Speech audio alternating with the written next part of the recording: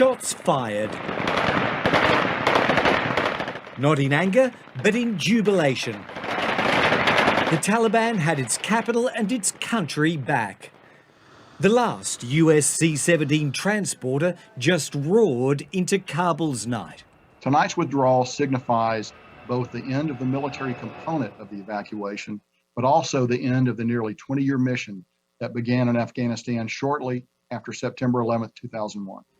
$1 trillion, 20,000 wounded, and just over 2,400 US lives later, last man out was General Chris Donahue. No sooner had the door closed behind him, all right, and the next militants came for their booty. We're here right now with the Taliban as they enter into what was only minutes ago, it was an American-controlled portion of the military airport.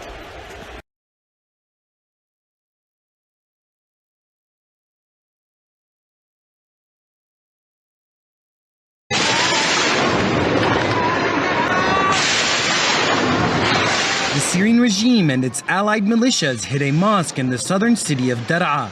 Their bombardment has targeted civilian neighborhoods for nearly 2 weeks in the city that was the first to revolt against Bashar al-Assad and his regime in 2011. The UN and human rights groups are warning of food shortages and a lack of medical supplies. For more than 2 months, regime forces have besieged the old city of Daraa, a district called Dar al-Balad. They're targeting opposition fighters in an area where more than 50,000 people live. Most of them are gone now. The UN says more than 38,000 people, mostly women and children, have fled.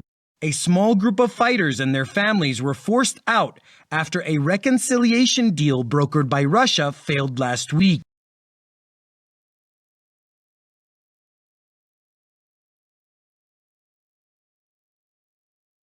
Scientists in South Africa are monitoring a new variant of coronavirus, which has an unusually high mutation rate.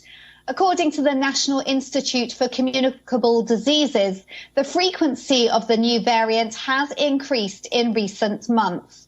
The variant is known as C12. It was flagged last week by the KwaZulu-Natal Research and Innovation and Sequencing Platform in a study that is yet to be reviewed.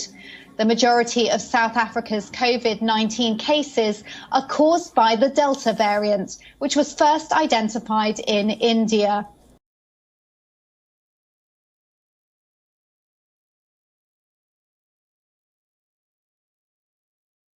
An armed gang has stormed the southern city of Criciúma. It robbed a bank, it set off explosives, it took hostages before escaping with an undisclosed amount of money. Their whole operation lasted 2 hours, and this is how it unfolded. Explosions were first reported at just after midnight local time. Footage on social media shows men firing weapons as they entered the city in a convoy of vehicles. We're told the Banco do Brasil was then raided, and a tunnel leading into the city was set on fire, and the police headquarters was attacked. This footage on social media shows the getaway in a fleet of cars, and we can assume that the gang didn't mean to do this. This footage posted on Twitter shows residents picking up money in the streets, which the gang had left behind.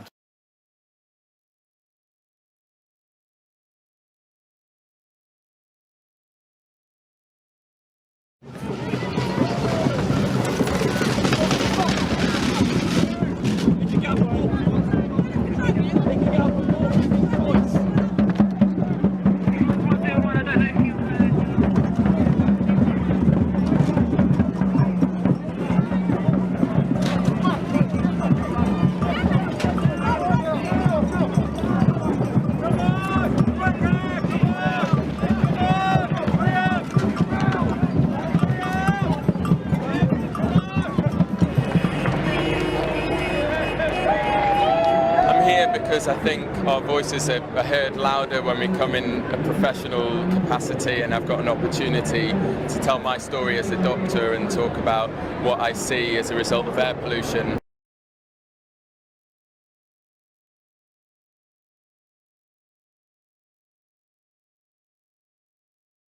It's been hailed as the end of a toxic era. On Monday, the UN's environmental program declared that Algeria the final country on Earth to use leaded petrol, exhausted its last stocks in July.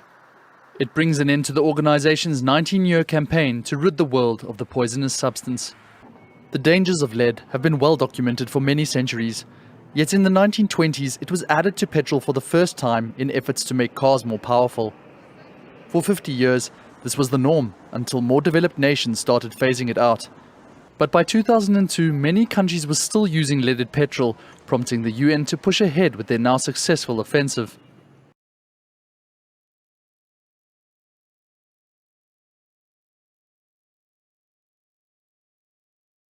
California has ordered people to evacuate the popular resort destination of Lake Tahoe as the massive Caldor fire moves closer. The evacuation order issued Monday covers South Lake Tahoe, home to some 22,000 people, causing traffic jams on all the roads leading out. The fire is spreading rapidly due to strong winds, and the terrain is making the fire difficult to stop. As of Monday night, the fire, which broke out a little over 2 weeks ago, has burned more than 290 square miles, an area larger than Chicago. The authorities have pushed back the projected date for full containment from early this week to September 8th.